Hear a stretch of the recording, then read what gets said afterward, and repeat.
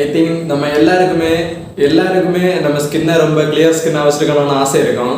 ஐ மீன் pimples, dark spots எந்த மாதிரி எதுவுமே இல்லாத ஒரு ஸ்கின்னாக வச்சுருக்கணும்னு எல்லாருக்குமே ஆசை இருக்கும். ஆனால் எல்லாருக்குமே அப்படி ஸ்கின் அமையறதில்ல. ஆனால் நம்ம நினச்சா அதை மாற்ற முடியும்.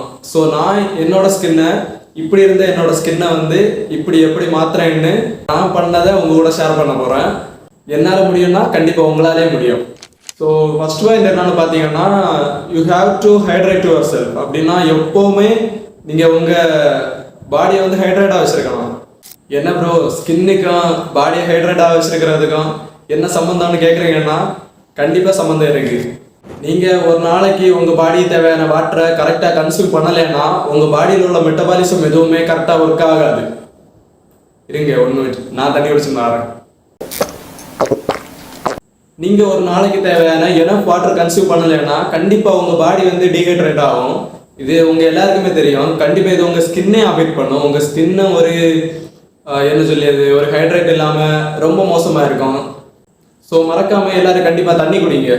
ஸோ மறக்காமல் உங்கள் பாடி தேவையான எனஃப் வாட்டரை கண்டிப்பாக கன்சியூம் பண்ணுங்கள். அட்லீஸ்ட் ஒரு நாளைக்கு 3 லிட்டர் வாட்டராவது கண்டிப்பாக கன்சியூம் பண்ணுங்கள்.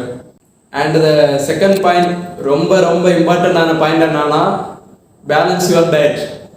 நீங்கள் சாப்பிட்ற ஃபுட்டை நீங்கள் கண்ட்ரோல் பண்ணுறது.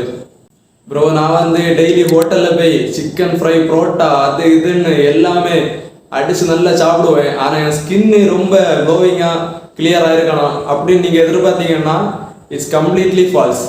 கண்டிப்பாக நீங்கள் என்னைக்காவது ஒரு நாள் சாப்பிட்டா எந்த ஒரு பிரச்சனையுமே இல்லை. இதே உங்கள் டெய்லி லைஃப்பில் உங்கள் ரொட்டீன் கூட எந்தெந்த ஆயில் ஃபுட்டு அதெல்லாமே ஆட் பண்ணிட்டு வந்தீங்கன்னா கண்டிப்பாக அதை நீங்கள் சேஞ்ச் பண்ணி ஆகணும். உங்களுக்கு ஒரு கிளியர் ஸ்கின் அண்ட் ஒரு ஹெல்த்தி பாடி வேணும்னா கண்டிப்பாக அதை நீங்கள் சேஞ்ச் பண்ணி ஆகணும்.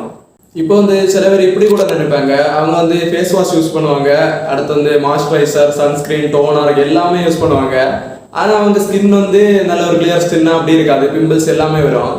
நான் அடித்து சொல்கிறேன், அவங்க அந்த ஸ்கின் கேர் ப்ராடக்ட்ஸுக்கு செலவு பண்ண அந்த அளவு கேர் பண்ண ஒரு விஷயத்த அவங்க டயட்டு கண்டிப்பாக கேர் பண்ணியிருக்க மாட்டாங்க. கண்டிப்பாக நம்ம ஃபேஸில் ஒரே ஒரு பிம்பிள்ஸ் இந்த இடத்துல இப்போ பெருசாக வந்தால் கூடவே அது நம்ம மொத்த ஃபேஸோட அட்ராக்ஷனே கொஞ்சம் போர் ஆகுது தானே. So choice is yours. உங்கள் டயட்டை கண்ட்ரோல் பண்ணி பக்காவாக இருந்தால் அந்த ஸ்கின் உங்களுக்கு கண்டிப்பாக கிடைக்கும்.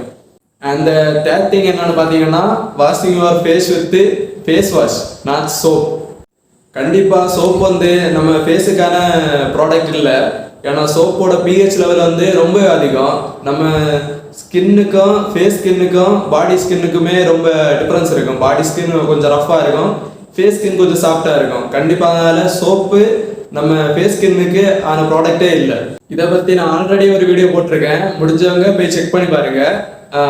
ஃபேஸ் வாஷ் எவ்வளோ இம்பார்ட்டண்ட்டு அந்த மாதிரி நான் ஆல்ரெடி ஒரு வீடியோ போட்டிருக்கேன், அதை போய் செக் பண்ணி பார்த்து பாருங்கள்.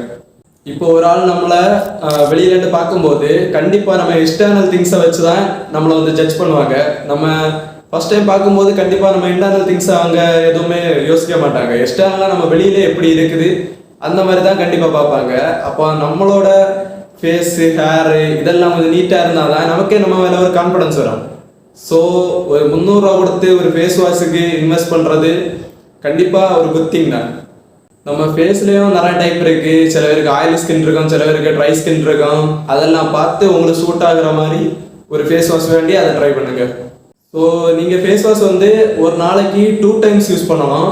அது ஒன்று காலையில் எழும்புன உடனே எழும்பி நீங்கள் எங்கேயாவது வெளியில் போனாலும் சரி, இல்லைன்னா வீட்டில் சும்மா இருந்தாலும் சரி, எழும்புன உடனே ஃபேஸ் வாஷ் பண்ணிவிடுங்க. ஆஃப்டர் நம்ம நைட் தூங்க போகிறதுக்கு முன்னாடி ஒன்று ஃபேஸை வாஷ் பண்ணிவிடுங்க. ஏன்னா தூங்க போகிறதுக்கு முன்னாடி நிறைய இடம் வெளியிலலாம் போயிருக்கோம். அந்த டஸ்ட்டு, சன் ரேடியஸ் இதெல்லாம் பட்டு ஃபேஸ் கொஞ்சம் ஆல்ரெடி பர்னாகவே இருக்கும். ஃபேஸ் வாஷ் பண்ணும்போது கொஞ்சம் அந்த டேட்டி கெமிக்கல்ஸ் அது எல்லாமே, இந்த டஸ்ட்டு எல்லாமே கொஞ்சம் ரிமூவ் ஆகிடும். அண்ட் நம்ம காலையில் எதுக்கு ஃபேஸ் வாஷ் பண்ணுறோன்னா, காலையில் நீங்கள் தூங்கி எழுச்ச முன்னாடியே அந்த பெட்டு, பில்லோ அதிலெல்லாம் கிடப்பீங்க. அதில் நிறைய கெமிக்கல்ஸ் எல்லாம் இருக்குது. ஏன்னா பெட்டில் இருக்க பெட்ஷீட்டாக இருக்கலாம், பில்லோ கவராக இருக்கலாம், அதெல்லாம் நம்ம டெய்லி வாஷ் பண்ணுறதில்ல, ஒரு வீக்லி ஒன்ஸ் அப்படியெல்லாம் தான் வாஷ் பண்ணுவோம். அப்போ அதில் நிறைய கெமிக்கல்ஸ், டஸ்ட்டு எல்லாமே இருக்குது. அதனால் நீங்கள் தூங்கின உடனே காலையில் ஒரு ஃபேஸ் வாஷ் பண்ணால் அந்த டஸ்ட்டெல்லாம் கொஞ்சம் ரிமூவ் ஆயிடும். And the next big thing என்னன்னு பார்த்தீங்கன்னா, உங்கள் ஃபேஸை பக்காவை மெயின்டைன் பண்ணணும், சூப்பராக மெயின்டைன் பண்ணணும்னு நினச்சிங்கன்னா கண்டிப்பாக உங்கள் ஃபேஷியல் ஹேர்ஸை கரெக்டாக மெயின்டைன் பண்ணணும். உங்களுக்கு பியர்டு இருக்கோ இல்லையோ, இப்போ சிலவங்க கூட பேட்சி பியர்டு அங்கங்கே லைட்டாக இருக்கும். எனக்கு அங்கங்கே லைட்டாக தான் இருக்குது. சிலவங்களை அப்படி இருக்கும். எப்படி இருந்தாலும் அதை ஒரு சின்ன ப்ராப்பர் ஷேப் பண்ணி பக்கா வச்சாதான் உங்கள் ஃபேஸுக்கு ஒரு அட்ராக்ட் இருக்கும்.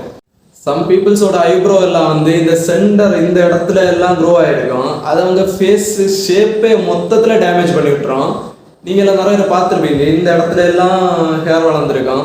அதெல்லாம் ப்ராப்பராக ரிமூவ் பண்ணி வீக்லி ஒன்ஸ் எல்லாம் ப்ராப்பராக ரிமூவ் பண்ணால் அதை நம்ம ஃபேஸை இன்னும் கொஞ்சம் நீட்டாக காட்டும். ஏன் சில பேர் அப்படி பண்ணாமல் இருக்காங்கன்னே தெரியல. அந்த மாதிரி ஐப்ரோ இருக்கிறவங்க எல்லாம் கண்டிப்பாக வீக்லி ஒன்ஸ் அவங்க வீட்டிலேயே ஒரு ஐப்ரோ ப்ளக்கர் ஏதாவது வேண்டி, அப்படி இல்லைன்னா வீட்டில் இருக்க ஒரு நெயில் கட்டர் வச்சாவது இந்த இடத்துலட்டு அப்படி அந்த எக்ஸ்ட்ரா இருக்கல அந்த ஹேர்லாம் கொஞ்சம் ப்ளக் பண்ணி எடுத்தாங்கன்னா அவங்க ஃபேஸ் எக்ஸ்ட்ரீம் ரொம்ப அழகாக தெரியும். சம் அதர்ஸ் அந்த நோஸில் இருக்க ஹேர் வெளியில் நீட்டிட்டு தெரியும். அதெல்லாம் கண்டிப்பாக அதுவும் வீக்லி ஒன்ஸ் எல்லாம் சிசர் வச்சு கட் பண்ணி கரெக்டாக அதை மெயின்டைன் பண்ணணும். ஃபேஷியல் ஹேர்ஸ்னால் எல்லாமே அடங்கும், பியர்ட் மட்டும் இல்லை. நோஸ் ஹேர், ஐப்ரோ எல்லாமே சேர்த்து தான் அடங்கும். அதெல்லாம் கரெக்டாக மெயின்டைன் பண்ணணும். சில வீடியோவில் நானே பார்த்துருக்கேன், நோஸ் ஹேர்லாம் ட்ரிம் பண்ணி விடுங்க அந்த மாதிரிலாம் சொல்லுவாங்க. அப்படியெல்லாம் பண்ணாதீங்க. ஏன்னா அது கொஞ்சம் டேஞ்சரில் முடியும்னு தோணுது. கொஞ்சம் நீட்டமாக வெளியில் இருக்கிறத ஒரு சிசர் வச்சு கட் பண்ணி கொஞ்சம் வெளியில் தெரியாத அளவுக்கு நீட்டாக அந்த மாதிரி கட் பண்ணுங்க. ட்ரிம் எல்லாம் பண்ண வேண்டாம். அண்ட் ஒரு 2 அடிஷ்னல் ஸ்டெப்ஸ் கூட சொல்கிறேன். அது கண்டிப்பாக உங்கள் ஃபேஸை கொஞ்சம் சன் ரேடியஸ்லேருந்தெல்லாம் ப்ரொடெக்ட் பண்ணும். நீங்கள் எந்த ஒரு நிலைமையில வீட்டிலேருந்து பைக் எடுத்துகிட்டு வெளியே போகிறீங்கன்னாலும் கண்டிப்பாக கேப் வியர் பண்ணுங்கள். அது சன் ரேடியஸ்லேருந்து கொஞ்சமாவது உங்கள் ஃபேஸை கொஞ்சம் காப்பாற்றும்.